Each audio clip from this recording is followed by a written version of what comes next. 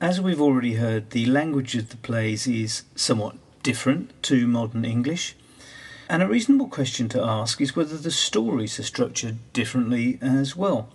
Well, the short answer to that question is that there are a few key features that we might want to be aware of. The first is that the main characters are often discontented before the play starts. For example, in Romeo and Juliet, Romeo is melancholy because someone called Rosaline doesn't love him. In Hamlet, the prince is also melancholy, but in this case, because his father has died unexpectedly and he feels uneasy for some reason. Alternatively, a decision may have been taken before the play starts that then shapes the action.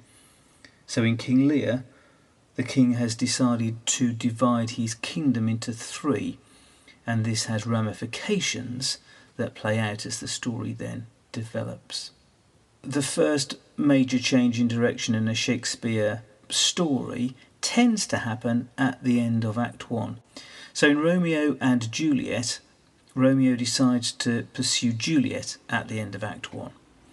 And in Hamlet, the prince decides to try and find out if the ghost is really telling the truth.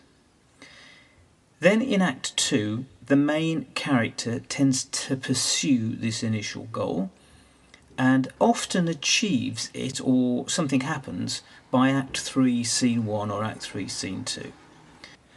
So, right at the end of Act 2, Romeo marries Juliet offstage.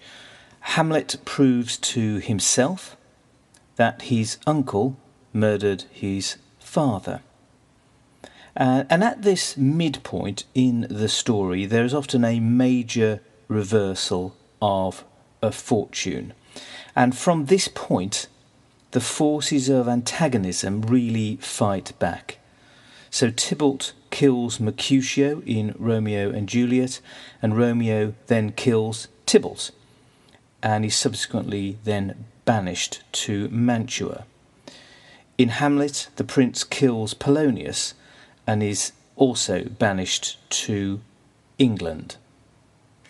And with the main characters off stage, the focus then moves to the other characters, and this change of focus can be disconcerting for a modern audience brought up on films that tend to focus on one main character.